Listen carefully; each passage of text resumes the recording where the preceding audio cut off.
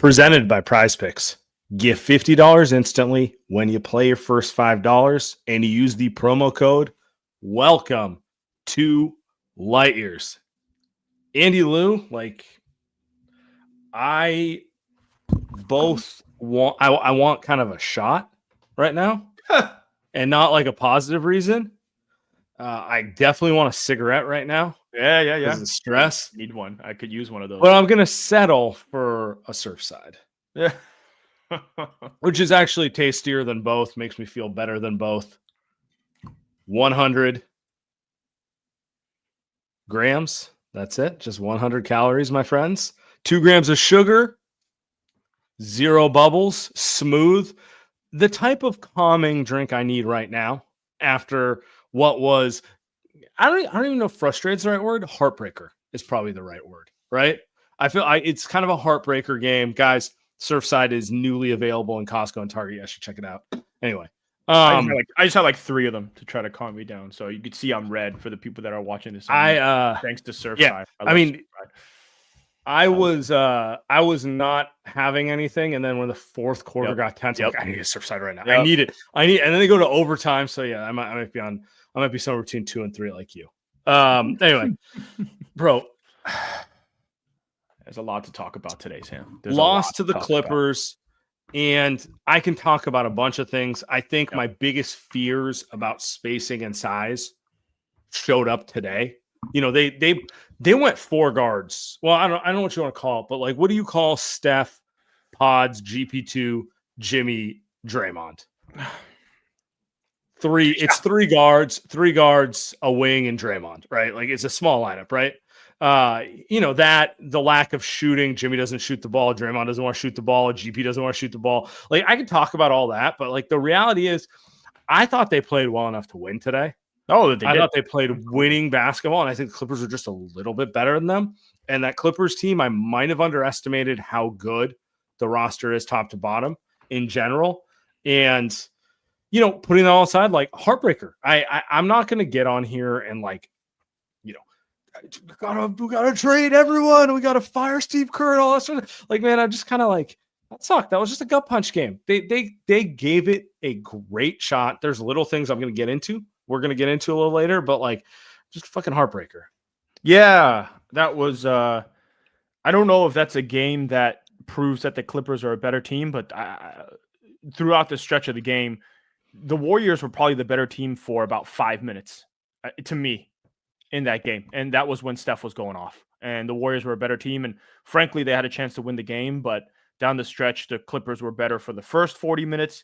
They were better for the last 2-3 minutes. Then they were better in overtime in the last minute. So I don't know what that means long term. Like, I think in a series, it doesn't mean to me that the Clippers are a better team in a series because like Kawhi played a lot of minutes. I don't know how he lasts in a series like that, right? Like stuff like that. But no, they're a better team today. And I think we're going to talk about all the things that the Warriors didn't do well. But I'm going to go back to what you said just off the top. The Warriors did play really well. Like, a lot of players for them played really, really, really well. They just weren't good enough. Like, the Clippers were better the majority of the game outside of Steph going Steph mode. And but they couldn't close it out. So they had their shot and they didn't close it. And now they go play Memphis on Tuesday. Yeah, I mean, I don't even know if I agree with you. I don't think the Clippers were the better team for most of this game. I thought they asserted themselves in the kind of end of the second quarter through the third quarter, and they ultimately were the better team because they won this game. But I thought the Warriors were there punch for punch for them. The difference to me, honestly, was shot making. Okay, let me ask you this. Were you disappointed with the Warriors' defense against the Clippers? Absolutely. This is their worst defensive performance of the season. I don't know. Walk me through why you say that, because to me, dude, Kawhi, like, I wasn't really upset with the defense on Kawhi, to be honest with you. I think when he's in that type of Terminator mode, I don't know what you do. Not throw doubles at him from the middle of the court. It's a pathetic scheme that had no chance of working every single time. They threw a double. So isn't that more of a coaching decision though? 100%. Defense is everything, right? Yeah. And really, coaching, I think, matters for that, throwing a double. And then why is GP2 in the game? GP2 looked like me guarding Harden. Like, he had no shot on James Harden. I could have been out there, Sam. It was that pathetic. And this is not a knock to GP2. He shouldn't have been in the game, right? How many minutes did GP2 play? 25. He should have played 15, maybe 10. Like, he was just absolutely pathetic what he was doing out there. And is that on GP2? No, it's probably on Steve Kerr. Same with the doubles from the middle of the court to Kawhi. All Kawhi has to do is take one step back, and he just throws to the middle where Chris Dunn gets the ball, and he either lobs it to Zubac or shoots a 5-foot floater. You know what I mean? Like, he's going to make those. He's not Draymond Green. He's not bricking open shots, right? So it's like, it's really, to me, the defense is up and down. The roster was the worst that I've seen all season. The only good part of the defense was probably Draymond. Like, he had a couple big stops, like against Kawhi. He kind of took Kawhi out of the game down the stretch, to be honest. It was pretty cool. Like, he got that stop at the end of the fourth quarter. So, but I mean, they couldn't guard Zubac, which we thought was going to be the case. They couldn't guard Harden. Like, why wasn't Moody playing down the stretch on him? So Moody's the one I would agree with, because I thought Moody played exceptional defense in the first part of the game. I mean, he had 3 steals and 2 blocks, and not to make that everything, but he was disruptive. He did pick Harden off a few times. He has the size and the strength to guard Harden, which is more the case for him than like GP2, right? But Steve went with the vet he trusted, and that was kind of a problem for me. Yep. I don't know that, like, yeah, Moody got kind of sauteed by Kawhi, but Kawhi did that to everyone tonight. Like, I don't really know what you want to do there. Moody made a couple mistakes, and you know how Steve is. He's like, all right, forget it. I'm not keeping like Moody didn't grab a loose ball like twice in a row. He looked kind of lazy, and I feel like Steve was probably, all right, I've had enough. I'm gonna go with the guy I trust. He was slow reacting. I know which one you're talking about. There was one in the fourth quarter where they deflected it, and instead of just diving for the ball, he let it kind of bounce away, and then the Clippers scored off of that one. And look, he's not the only guy who made that play, but to your point, Steve's like, no, you make that play. If Steph makes that play, he's staying in the game. If you have to make that play, I'm putting GP in. GP is going to dive on the floor. Might break his hand, but he'll do it, Mm-hmm. So it's like, it's like that sort of thing. I don't know. It was, I'm marinating on it in real time. They couldn't get a stop to save their lives. Like, there's no way around that. To me, I think that the issue with the offensive rebounding was the bigger issue. Like, and they started overcompensating for that. Like, look, Zubac is one of the best offensive rebounders in the league. The Clippers are really good at this. The Warriors clearly had it on the game plan. Like, we can't let them get second chances. And you could tell it started getting into their heads where they're thinking about that instead of just playing a little bit at a certain point defensively. And it's like, how do I put this? It's just, they just they ended up in their own head. I don't know what else. I thought the point is, I thought they did actually a decent job on Zubac. The problem is, to what you're saying, is they spent so much time worrying about him that everybody got an open look, right? Like, Kawhi got free runs to the rim. Harden got free runs to the rim. Norm Powell got free runs to the rim. Like, they couldn't get a stop for what felt like the entire second half. Third quarter, they allowed 23 points to the Clippers. Didn't feel that way. 28 points only in the fourth. Didn't feel that way. Right? It just, every time they needed a stop, they never got a stop. And I think we jokingly make fun of point of attack defense, but this is a game where you're watching it and you're like, if this is what you're hanging your hat on, with GP2 and Pods and Moody, who have played a lot better defense in the second half, like that didn't show up tonight. And that combined with offense where they turned the ball over just way too much, especially Steph. I think I will get to it, but I think let's stick on the defense, which I should probably stick on the defense. That plus the rebounding was their undoing. I don't think there's a team in the NBA that can give them those issues on the offensive glass. I'm trying to think. Like, is it just Nuggets? The Nuggets. Clearly. Oh yeah. Like, Nuggets. They're the one that pops to mind. But it is kind of, this style of team is not readily available around the NBA. But it's a real issue. It is a real issue for them. I mean, it was, to me, the bigger issue is their shooting. I'm going to be honest with you. I know you're talking defense. I'm talking offense. The Clippers were fouling them every play, but that's also like playoff basketball. That was the fun of it. Like, you saw what they were doing to Steph. They're holding him every play with the mentality of they're not going to call it every time. Steph got what, 10 free throws in this game? Sorry, 9 free throws. Probably could have had 25 if you want to call it by the letter of the law. but they're not going to. And that's kind of how playoff games get officiated a little bit. And to me, the real issue with the Warriors this game was they had multiple chances to kind of extend the early lead they had on the Clippers, and multiple chances to put the game away. And anytime it got down to crunch time offense, they didn't know what to do when the opponent jammed Steph.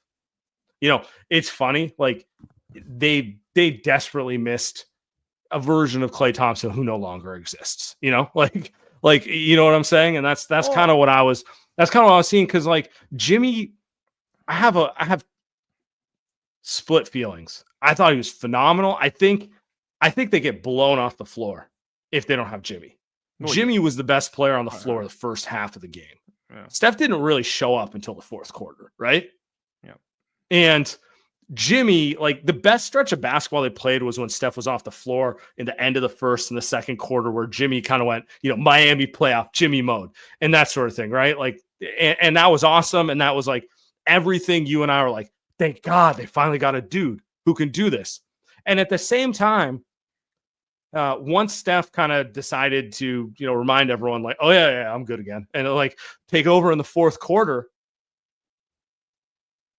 Jimmy basically was a non-factor offensively the rest of the way, because he doesn't really know how to play without the ball in his hands. And he doesn't like if he's not running the Jimmy offense, he turns into Draymond or Iguodala, where he just wants to pass the ball, which is okay until it's not, right?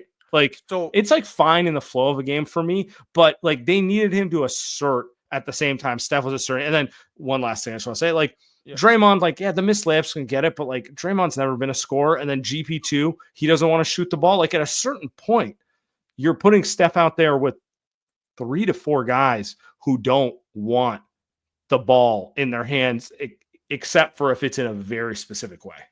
Well, you stole the Jimmy point that I was going to make. I was literally thinking about it as you were talking, and I was like ready to bring it up. And this is not no, this is great because I don't think this has been talked about, especially not by us, because it's just been working so well. But this reminds me of those games when Steph and KD used to play together, and it really became like, all right, Steph, like you go do your thing, and if not, then KD, you go do your thing. And 95% of the time, like those things are good enough, but you can see they don't have enough reps playing again with each other in crunch time, right? Where it's not just hey, Steph, you do whatever you want. Jimmy, I'm just going to chill. I think Jimmy's happy to do that. I don't think Jimmy's sitting there and saying like, all right, like I don't want to pass the ball. I think Jimmy's saying I'll gladly pass the ball. But at the same time, to your point, Draymond and GP2 were zero. I know Draymond made 4 threes today, which is crazy, but like there's 0 threats on automatic from the right corner. Apparently, I didn't know the numbers, but apparently it's like 4 is insane. But what I'm trying to say is like they do have to figure out how those guys play together in crunch time offensively. And I think what they need to do, and they did do this really only one time, is a Steph Jimmy pick and roll. They didn't run those enough, but like that's probably the easiest way, because I just. To you, what you're saying, like Jimmy's not an off-ball guy. Like again, I'm not blaming him. This is not his fault. It's just it's a totally different type of style to play with Steph. The easiest way you're is not running just him to off play the screens like he's Klay, obviously. Yeah, exactly. Right? So the easiest way is just run that pick and roll. Either have Steph set it or Jimmy set it, whatever it is, because they're smart enough to make that happen. But at the same time, then it becomes like a 4-on-3 or a 3-on-2 situation, and you still got guys like Draymond and GP2 that don't want to shoot. So that's another problem in itself. But at least it stops it from being a Steph, I'm going to dribble, and then I'm going to get it to Draymond, and then Draymond passes to someone else, right? Like that was a lot of the issues, and it ended up being Steph at 8 turnovers. And honestly, like they lost a game because of some of those turnovers. They're ridiculous turnovers. But how many of those turnovers were just lack of spacing? I mean, he's got to be smarter than that. I mean, the dude got to turn. Like, at the end of the game, he's dribbling in transition. He dribbles into the corner into 2 people, then tries to throw an overhead one-handed pass. Like, Steph, what the fuck are we doing? Like, that's completely unacceptable. It's like, yeah, okay, it's spacing, but you're just also doing like dumbass shit, which like we've seen it from Steph all the time. But like that can't happen. You know what I mean? That can't happen. So I don't know. You seem to be more concerned about the offense. I was disturbed by the defense. They struggle on both ends, right? Regardless of to me, the way that they couldn't get a basket on offense was it just endemic. It reminded me of a ton of their like the 2021 play-in against Memphis where they had nothing and Draymond breaks that layup. Like those type of 2023 against the Lakers where it just ends up in an ISO against AD. Like going down, like they just don't have enough offense. Like that to me, that's a bigger issue for them. I was not bothered with their defensive effort tonight. I was bothered with some of the scheme choices for sure. I'm not going to take that away. And you could easily make the case Steve made those scheme choices because he doesn't trust them individually defensively. But I don't know, man. What was the score? What was the score at the in the fourth quarter there at the end? What, 105? 105? I mean, they were up 4 with a minute left or a minute and a half left. Like they should have brought it home. But hey, hold on, go back. You talked about them losing in Memphis. What happened in the play-in game against Memphis a couple years ago? What happened at the end? Do you remember? Do you remember who missed the wide open layup? Because we saw that shit again today. That was, which is why he shouldn't be getting the ball in those moments offensively. I mean, it's a 1 foot layup. Jesus Christ, you could have made it. Like come on, like that's. I hear what you're saying, but him ending up in positions where he has to do that says more about how they don't trust anyone to make any shots whatsoever. You know what I'm saying? So he's a professional basketball player. Like, yeah, you're not wrong. Make that shot. Like you're not wrong. The part where he has to shoot 6 threes, I think that's the part where you're like, okay, now that's a symptom of the offense being fucked because they have not enough shooting. Now that's a problem. But him getting the ball a foot from the basket and just what is this? Just obviously he's scared.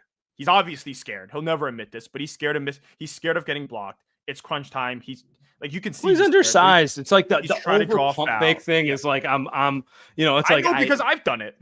It's like you don't operate down. He doesn't operate down there. He's not he's not trying to go for layups against the Zubac's of the world. Then he should have kicked it out. I'm just look. I think that I'm more worried about the defense, but that offensively, I can't argue with you. It just I don't even know if Moody solves it. I'm just saying, like I'm not saying he necessarily solves it, but I don't think GP2 solves it. Yeah, GP2 definitely not. So it's like you go down the list, right?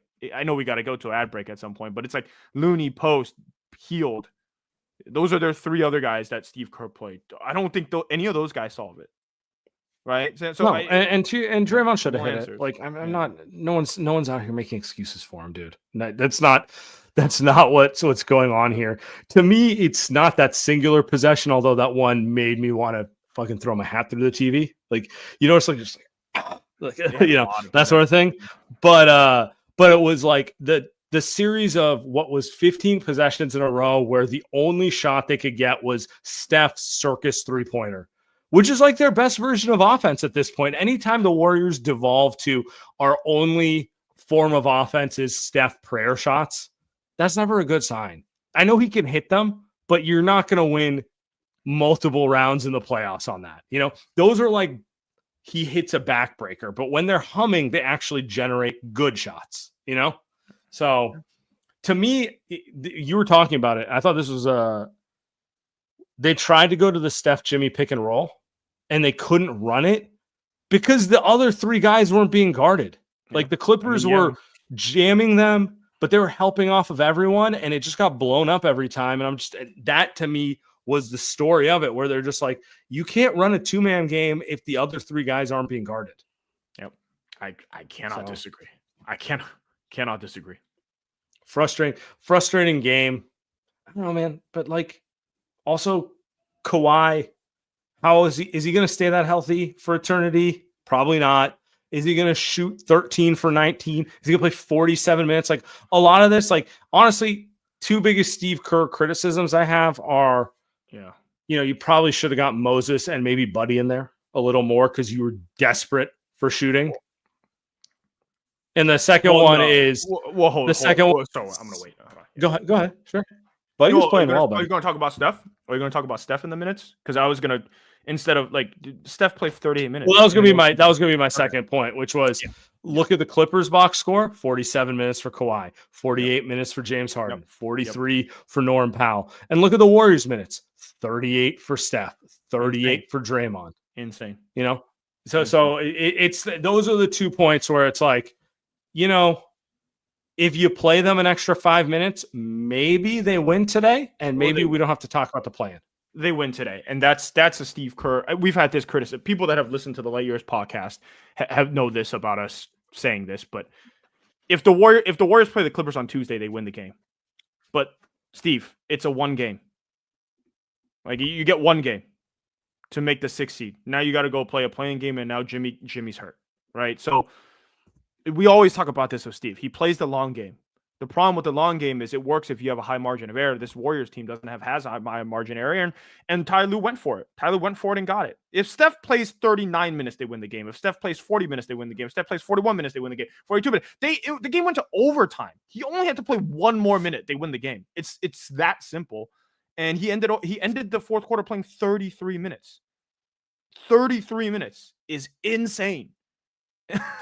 Is absolutely insane. So that gives you the Clippers playing 9 more minutes with Kawhi out there with no Steph. So there's your game. So we could talk all day about GP2 and Draymond missing a layup and all this bullshit, I guess, Sam. But end of the day, I think that's probably the best point of the day. Like Steph played 33 minutes in a 48-minute game and you tied. All right, guys. Well, I did win on my Buddy Hield prop, which, the Warriors lost. Well, no, I lost too because I played it with, I thought Bryson was going to get under 71. And I was looking good there for a minute, but this meltdown has been an epic meltdown. So I did not win. I did not win on my prize picks today. A double loss. The Warriors one hurts a little more than this one, but, it was fun. Guys, springtime is here. Baseball is officially underway. Don't miss the chance to add your favorite players to your prize picks lineups. It's also Masters Week. Guys, I know you guys have been watching. It's been crazy. On prize picks, you can mix and match player projections from different sports. Combine your favorite baseball players with players from basketball, esports, golf, like I did. I play a little Buddy Hield, Bryson DeChambeau, double lineup here. Prize picks is the best way to win real money this summer. Make your picks in less than 60 seconds and turn your sports takes into real money all season long. So, guys, download the app.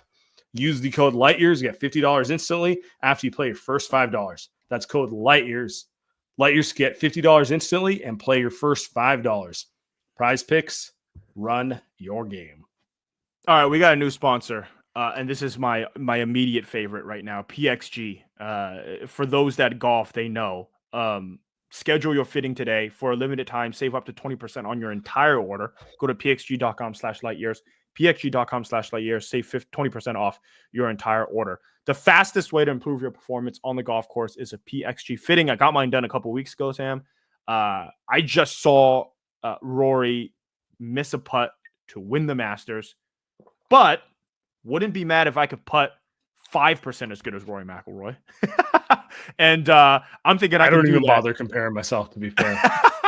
But maybe I could do that with PXG. Maybe I can do that with my guy Eddie, who's over there in Dublin, ex-pro golfer. He fit me for my new putter, so I got a new one sitting there in my garage, waiting for me the next time I go play a 9-hole or just mess around with my friends there on the range. So PXG fitters, highly trained, incredibly experienced, have a deep understanding of how to optimize your clubs to get the most out of your swing.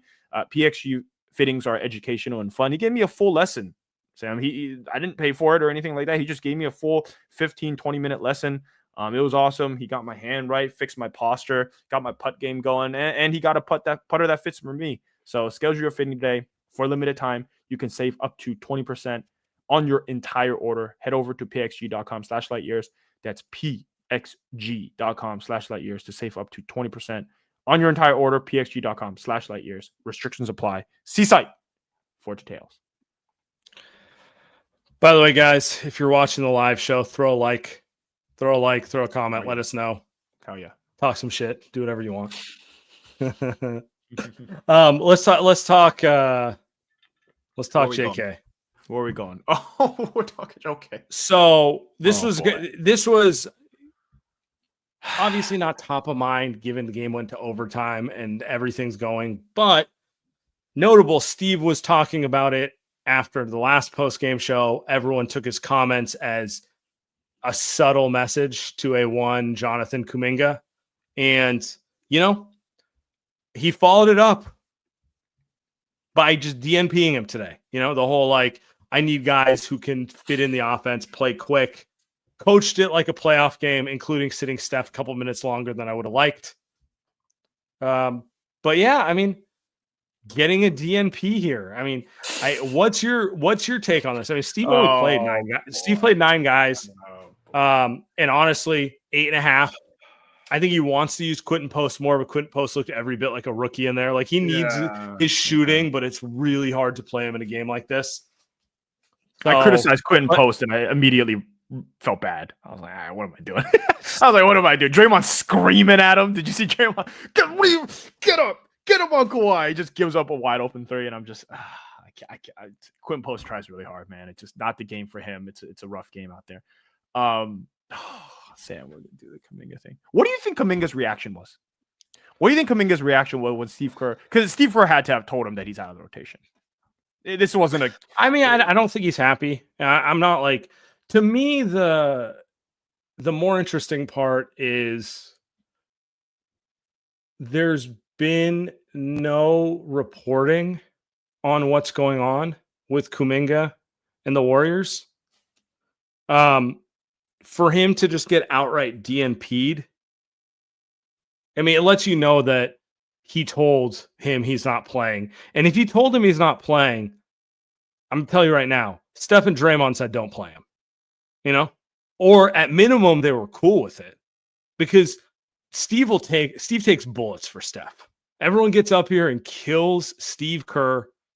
What are you doing playing Steph off ball? What are you doing? Like, you don't think Steph wants everything Steve does? Like, this is all like the number one thing Steve has in his back pocket is complete alignment with his 2 dudes, right? Like, to me, you can criticize everything about him, but the 2 guys who've been there since day one with him, they're going down together. You know what I'm saying? Like, schematically, they are aligned on the same page, the way they do everything.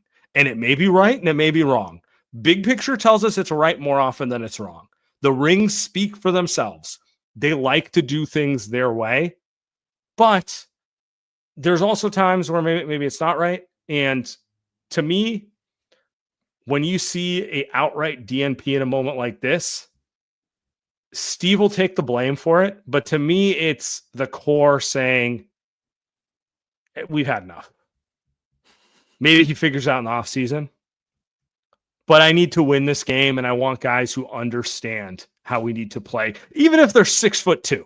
You know what I mean? Like, they went with some insanely small lineups. They could have used the idea of Kuminga out there. They could have used a guy who can match Kawhi physically. You know, they could have used a 6'7" guy who could do those things. But they made a determination, which is, I know he looks the part. I know he has the physical tools, but he can't actually do it at the level we need him to. Not at the intensity of this kind of game. And this was a playoff game. This was an intense game. This was a physical game. I mean, you saw that, you brought it up earlier. The screaming at Moses Moody for being a half second late on a loose ball. Kuminga is a second and a half late on everything, you know? And I'm not saying, again, I like him way more than you, way more than Tommy. I still believe in him as someone as a player, but the reality is what it is. You watch a game like this, it's a lot more physical and fast moving mentally. And I think they've lost faith in him. And they're like, you know what? If we play the Houston Rockets in a best of 7, he can feel it out for the first few games. And if it's not working, by game 4, we go to DMPs. But in a single elimination, they're like, nah, give me GP2, give me Buddy, give me the guys I trust, right or wrong. There's your word, by the way. There's your word. The word is trust. And I mean, we've known for years now that obviously Steve Kerr doesn't trust Kuminga. So blame whoever the fuck you want to blame. Whatever. You want to blame Kirk? You want to blame Joe? You want to blame Bob? You want to blame Steve? You want to blame Kuminga? I don't give a fuck. But Eric Hausen.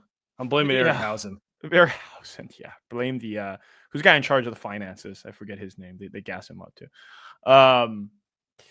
If everyone gets a think piece or a profile. When you remember the Light Years organization. Yeah, when you're good, everyone gets a profile.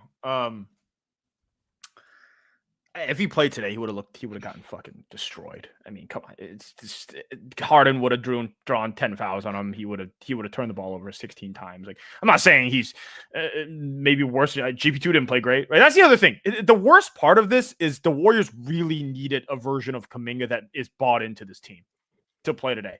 You could argue like they needed the player they hoped he would be at year 4. Like realistically, they needed the player that they hoped he would be at year 4, and he's just not at this point. He's not, and they're telling you he's not.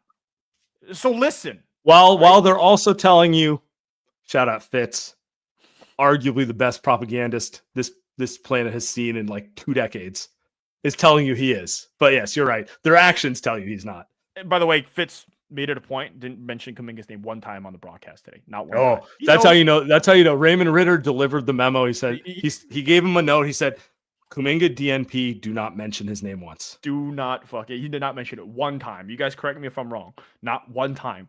But dude, I can't disagree with anything you're saying. Like the players are the best. The people that are the foundation of this Warriors franchise that won 4 championships, that has been to the final 6 times, that have won all these fucking awards, are telling you they don't trust him. So why don't you just believe him? Right? It just or just have the real conversation. Have the real conversation. Steph wants guys who are smarter, make quick decisions, and can play off of him mentally. And Kuminga can't. Every time Kuminga gets the ball, he wants to like slow it down, but he's not Kevin Durant. Steph didn't love it when KD did that stuff, but it's fucking Kevin Durant. You know what I'm saying? Yeah. It's like I don't think he enjoyed fitting in when like LeBron was doing that stuff over the summer, and he was like, I'd like to touch the ball more, but you know. But it's LeBron. Like, you can do whatever you want. Like, Kuminga doesn't even need to be. He only needs to be like, if he was 50% of those players, maybe 25%, they'd be okay with. I mean, those are really unfair players. But I'm just saying, like, guys who look at Steph and look him off. It's not like Steph is like, I hate that. It's like, if it works, it works. But if it's not going to work, don't look me off. You know. So I think it goes back to the point. Like, this is not a Steve Kerr unilateral decision. Like, he's not sitting there and saying like, all right, I think we're done with Kuminga, and Steph's like, I don't know, I kind of want, like, no. Those guys sat there and said, now, the only pushback that I will give, maybe in Kuminga's defense here, is you're going to act like this is a game 7, but you just played Steph 33 minutes in a 48 right. It's like half. You're always half and half. What the fuck? What are you doing? Although maybe Steve plays game 7 like this, fucking psycho.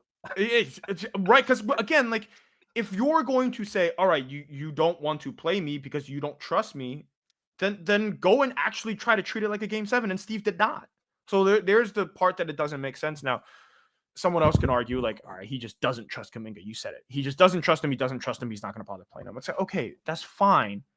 But then you got to treat it like a game 7. That's the only pushback I'll have. Everything else I agree. Like a type of game like this, Kuminga's not ready to play for. Like, he would have looked like what Post looked like. The only worst part of it is this is the game 82 of year 4 for him, and he isn't close. And honestly, like, meanwhile, Pods. We didn't even talk about Pods. Like, he had 19 points in a game that they needed someone to score, and he did some really, dude. He was, I think, as good as you can be. For who, like, as good as you can be. So maybe we should talk about Pods instead of Kuminga, because the Kuminga stuff is just like the worst part about this conversation, Sam, is like we're talking about Kuminga and why he should or shouldn't play, and the team needs him, and it's year 4. I'm like, the thing is just a tire fire, right? The thing is, some 17-year-old's gonna leave some angry message in our comments on this one, and if you actually, we're not even talking about Kuminga. We're talking about Steve and Steph and Draymond. You know, like, that's the thing, right? Yeah. So and by the way, back to it is always kind of younger people that get mad about the Kuminga thing, and I always go like, listen, you got to understand, if you haven't watched the Warriors win with the style that they've won for 10 years, you don't understand why they win basketball games. They don't win basketball games because they're more athletic than other teams. They don't win basketball games because they can jump real high. They win basketball games because they're really smart, and they play a system that nobody knows how to play. And they have some of the best skilled players in the world. Steph and Draymond's super smart, and obviously Clay was, and Jimmy's now super smart. So, like, that's why they win, man. Like, they don't win because they can go draw like 3 fouls and then and then make 2 free throws out of it. Like, it's not what they need. So yeah, let's talk. Let's do something more. Do you think he plays on Tuesday? Let's end the Kuminga part with that. Do you think he plays on Tuesday? Kuminga, Memphis? Might be a nice matchup for him. He should, because to your point, it's a better matchup for him. Yeah. But I don't know. Yeah. I really don't know at this point, because it's tough. It's tough to say. Like, you do bring up the right point. Like, they have different rotation needs versus Memphis than versus the Clippers. I hope he does, because I do think he needs to play a role in this team. I just think, and Fitz is as bad about this as everyone. Like, expectations need to be reset with him. Like, he's one of the bench guys. There are matchups where he's like, if this team played the Lakers, he would look awesome. That is a good matchup. He did look good. Yeah, they're slow. They're unathletic. He can just take advantage of them. Right. They're very they're good at other things, but like they have no answer for the things he does when they sell 2 guys out on Steph. Right. No. But at the same time, it's like, there's matchups like the Clippers where, I don't know, it's not a great matchup for him. I don't know what else to say. To the Pod's point, like, it's not lost on me. Like, yeah, the one first round pick they find who's really able to get Warrior basketball within about a year to be a guard. And also, I mean, he's a better athlete than you give him credit for, but he's not like an athlete, if that makes sense. Right. I thought Pods played awesome today.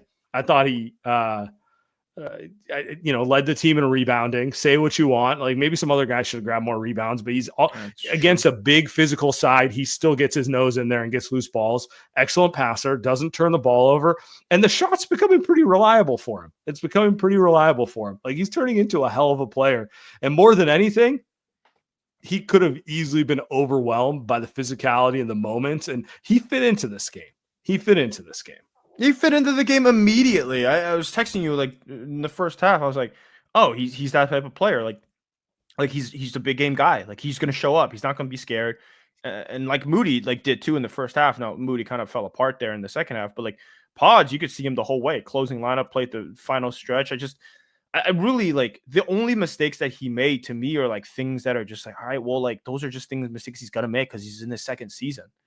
Right? Like, it's just like a lot of the stuff that he's not good at, that he struggles at. Like, I think he holds on to the ball for way too long. But like, that's stuff that's just like, that's fine. Like, I'm good with that because of all the other things that he does. He's so good at everything else. So it's hard. There's a little ball sticking with him at times where it's just like, but you live with it. They live with it. He played 43 minutes, Sam. He played 43 minutes. They live with it because you know why? Because he can defend, he gets offensive rebounds, he sticks threes, he goes to the rim, he gets rebounds, he does all this thing. So yeah, I mean, sometimes you don't pass the ball. I get pissed, but then I'm like, I take a little step back. I'm like, all right, well, like, the fuck we want Buddy out there, you know what I mean? So it's like I don't know, man. Like, he was their 3rd best scorer, and I think they need him to score the 20 points that he got them today. That's actually the crazy part, right? You talked about it at the top of the show. It's like they need more scoring. They need his 20 points. So that's where we're at with this team. They need his. That might not be a good thing, but that might not be a good thing, but he's getting there. Yes. He's getting there. It's not a great thing. Yeah, it's not a great thing. Should pay a quick bill. Yeah. Light Years Podcast, we are brought to you by Vaia. Vaia would be perfect after a game like this. Just relax. Might have a Vaia right after this game. So a little gummy after this. That's what I need. It's nice. It's 80 degrees outside. The Warriors just super stressful game. So you just want to calm down a little bit, enjoy the rest of your Sunday, watch some TV, hit up some Vaia, man. With 420 around the corner, there's no better time to elevate your wellness routine, whether you want to relax, recharge, or refocus. Vaia has the perfect lineup for you. They've got products ranging from 0 to high cannabinoid levels. Vaia lets you fully customize your experience to fit your needs. And the best part, Vaia legally ships across the U.S. discreet, direct to your door, no medical card required, and backed by a worry-free guarantee. And this is a big one because there's a lot of options. They got a lot of great options there. And I know a lot of our listeners are kind of like, all right, well, my buddy texted me. He's like, well, which one should I get? Right. So if you're not sure where to start, they've got a product finder quiz to get personalized recommendations tailored to what you want. It can take less than 60 seconds to complete. So if you want the high cannabis levels, you want the medium ones, you want the zero cannabis levels, that's what I do. They'll let you know which one you should do. So if you're 21 plus, check out the link to Vaia in our description. Treat yourself to Vaia's annual Spring 420 sale. Black Friday level savings up to 35% right now, up to 50% off packs and bundles, and get a free gift plus more savings with your first order over $50 using our exclusive code LightYears. Plus, enjoy free shipping on orders over 50. That's code LightYears at the link in our description. After you purchase, they ask you where you heard about them. Please support our show. Tell them we sent you. Enhance your everyday with Vaia. Guys, I'm here to tell you about Timeline. Cellular health is a foundation of well-being and longevity. And with MitoPure supplements, you can support your health by encouraging cellular renewal. MitoPure recharges your cells, supporting any goals by helping all your systems work better. With MitoPure, you'll feel the difference in your energy levels, your workouts, your endurance, and your recovery. MitoPure is the only supplement on the market clinically proven to target the effects of age-related decline. MitoPure is research-backed innovation that unlocks you to your fullest potential. I've taken MitoPure supplements, and I can tell you, game changer. My workouts are better.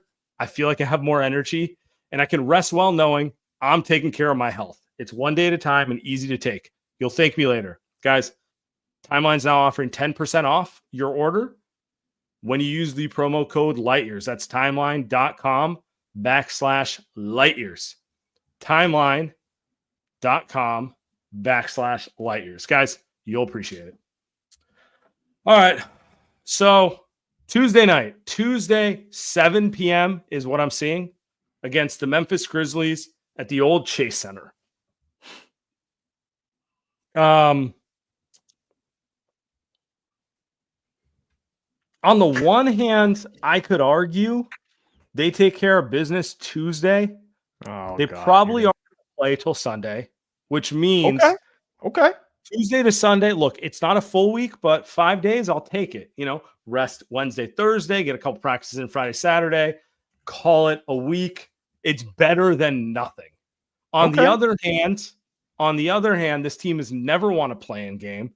Steve Kerr has traditionally been awful in these single elimination games. It's by far the weakest part of his coaching. Steve just saw it. We just saw it. Yeah, no. I mean, is he gonna play Steph 34 minutes again because he wants to keep him fresh for the second playing game? Like, you know what I'm saying? And then chat's bringing it up, but a Jimmy Butler got hurt in the fourth quarter, and they're saying he's fine. They're saying he's fine, but I would have liked to have won today and just been like, week off. Jimmy took a shot to the thigh. That hurts, but that's ultimately more of a just rest and get a little recovery and you're probably fine type of thing. Whereas now he has to play in it's 2.5 days, 56 hours, something like that. And he has to play legit intense basketball. Is he going to be good when he does that? And then you're hoping everything's good on the other end there. So it's I have torn feelings on this one. I don't love it. I don't love watching the Warriors getting these single elimination play-in style things and lose. I don't love it. I mean, here's my I wasn't framing it like, do you love it? Yeah, I don't love it. But here's my push. I mean, not pushback. By the way, Jimmy said he did say he'll be all right. I'm reading a direct quote right now from Jimmy. Go home, play some dominoes, drink some coffee. That'll make it feel better. I don't know if drinking coffee is good for recovery, Jimmy. Maybe chill out. Get that IV in there, brother. Yeah, I'm not a doctor. Maybe we need Dr. Pandya to come on the show. That doesn't know what happened there. It feels like a Charlie horse. It feels like a really bad Charlie horse. I'm knocking on wood, hoping so. So let's assume that Jimmy's. By the way, Kawhi's a big boy and a strong boy. Knee full speed to your quad. If it's just a Charlie horse, we're lucky. You're right. You're right. He'll probably be a little bit hobbled. He was bruising. Great today. He was moving great today. So we'll see. You sold me though. Wednesday, Thursday, Friday, Saturday off 4 days. That's not nothing. You sold me. That's pretty good. if they can get Memphis. Now, this is a different Memphis team than the one they lost to a couple years ago. The vibes there are atrocious. John Morant's throwing grenades now into the crowd. I don't know what's going on there. You have the AK out there. What kind of? Got a little sniper rifle. I'm really not sure what the whole thing with him is. Feels like maybe you want to grow up, buddy. He's a victim. The NBA is unfairly targeting him. Yeah, really unfair. Really unfair. Yeah, he's the one that's, as a professional athlete, holding guns in a strip club, but like it's somehow. Nevertheless, the consequences of my own actions. Like, what the fuck? And you hear people like, well, everybody does the gun thing. Well, they're not. Nobody's playing with guns, man. No other players playing with guns. What the fuck? What happened to this? I'm gonna start ranting about the generation now, Sam. Like, I'm a fucking old. Yeah, it's like, brother, if you've been arrested for drug use, maybe don't do the like line celebration or something like that. You know what I'm saying? Like, just using examples here, right? You saw a baseball player who did that. That was like, but it's like one of those things where it's just like, yeah, dude, if you have a reputation for doing something, you don't get to make certain jokes. Yeah, sorry. You know, like that's just it's really just that simple, you know. Probably shouldn't do it. And also, like, Ja had a pretty good shot to be one of the faces of the NBA. That's not going to happen anymore. So, that, again, consequences of your own actions. Anyway, they should win the game, Sam. They are going to be favored. Memphis does not play the defense that the Clippers have. Memphis does not have the offense that the great skill position guys, like we saw the Clippers just got 3, 4, 5 guys that took it to the Warriors. Memphis has maybe 1, maybe 2. Their depth isn't the same as the Clippers. So the Warriors should win this game. They really should win this game. Fatigue is going to be the factor that maybe pushes it into be a close game down the stretch. But they're at home. The Memphis is free falling. They switched the way that they play now. It's Ja holding the ball a ton. So anyway, Sam, they need to win. They need to win. They're 3-3 since they fired their coach. Yeah. But Ja's getting his numbers, which is all that matters. Yeah, I'm sure he's happy about that. They should win the game. 3-3, they should lose but the he's game. dropping 30 a game. If they lose the game, the season's over, right? Like the season's over. Over. Could we just talk the matchup a little bit? I don't even want to go there. But go ahead. Compared to the Clippers, this is a much worse defensive team. Oh boy, yeah. The Warriors, I mean, Jaren Jackson is. Personally, I'd love Jaren on the Warriors. I think he's an excellent player, but like he does just have a propensity to get into too much foul trouble. It's like the thing that's holding him back from being an elite player, you know, that sort of thing, right? So I don't know. Look in this matchup. My overarching thought here is if the Warriors come with the effort and focus they came with tonight, they should win by 10 points. Yeah, that's a good Memphis team. But I don't think they have a Kawhi Leonard. I don't think they have the offense. I know for a fact they don't have the offensive rebounding that the Clippers have. And I feel very confident that they don't have the shot making that we saw from someone like Kawhi Leonard. Ja's going to do his thing. Ja's a great player. He really is. Like we can make fun of him for being immature. It doesn't mean he's a bad basketball player. He's a very good basketball player. And Desmond Bane's going to hit his shots and that sort of thing. But like, I don't think they're nearly as physical or dangerous as this Clipper team. So, yeah, to me, if the Warriors come with the same level of focus and energy they came with tonight, they should win. It should be like a comfortable 111-100 type of win, you know, where it's tough. They bring it, they do some things, but you should walk away with it. And that's probably the part where it actually is concerning because they won't be able to bring the same energy, Sam. It's not possible. I know Draymond just said like, "Hey, we're not senior citizens. We're gonna be able to play," but it's like, no, Draymond, you guys are senior citizens. You fucking lost to the Spurs at home. Like if you weren't senior citizens, you would have just beaten the Spurs, and none of this would have mattered, right? Like you guys are old. You guys are tired. Like I know he's saying that to like get. You know, you don't want to act like you're worried, right? You want to be confident and say all the right things. So I get it. But they're old. They're old and they're tired. They lost multiple games that they should have won down the stretch. They blew multiple leads that they should have not blown, but they're exhausted and they need to win this game. And they're not going to bring what they brought today. I thought they played with huge force. You've changed my mind on the Clippers outplayed them. They played with great force today. So they played a game that if they played anybody else today, they probably would have won. There are things they could have done better today, but end of the day, it was an overtime game where James Harden got hot in overtime and they couldn't match the shot making. And that's with the fact that they out-rebounded the Warriors, and that's with the fact that they were more physical. Like, I don't know. I feel like if they bring this effort against the Clippers, they beat them more than 50% of the time. You know? Oh, you might be. Yeah, you're probably right. Especially with Kawhi's not going to make it through it. Kawhi's not playing 40 minutes in a 7-game series. If he is, he's not making. Bro, if he shoots 70% on isolation plays, playing 48 minutes a game, give them the title. Give it to him. Yeah, he's gonna it's just at a certain point, you got to be like, look, if he's gonna go 1-on-1 in the mid range and beat us going like 14 for 18. Nobody's like done that for a full season. You know what I'm saying? Like, you're like, even like KD and like Jordan, they could do it for a game, but their numbers tend up being more like 50% for the field, not 75. The difference now is that Warriors used to have Iguodala, and so like you want to score on Iguodala, that's fine, but you're gonna have to do that over and over again. Now the Warriors have, so different, which goes back to the defense thing. But hold on, so back to Memphis. Like, if they bring like 80% of the play that they brought today, they win that game. I'm with you. They don't need to play with the exact same force they did today, because if they did, they probably win by 20. But like, if they bring with 80% of what they did today, like, they'll get better games from GP2 on Tuesday night for sure, just because Memphis is not as good defensively. Does Kuminga we talked about earlier, does Kuminga get on the floor? Does Guy? I think Guy plays. I don't think JK plays. They've put themselves in this hole of, hey, we don't trust you in big games. So I don't understand why they would suddenly say we play. I mean, they could say it's a matchup thing, but what happens if he comes in and plays bad and he pulls them again? Right. Those are like 5 minutes you won't get back. You just don't know what you're gonna get. I hear him. You don't know what you're gonna get with those 5 minutes. So it feels like Steve is gonna say no to those minutes, but I don't know, man. Like, I keep going back to Steph playing 33 minutes today, and that's probably the most regretful thing. Like, even though Steph struggled through the first half of this game, like, it's just like, he's your best player, man. He's one of the best players of all time. So I mean, I'm excited.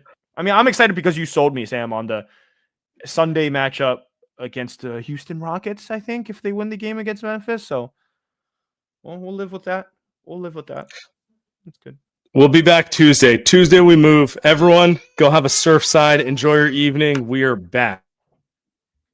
Let's go. Let's get out of here. Much love.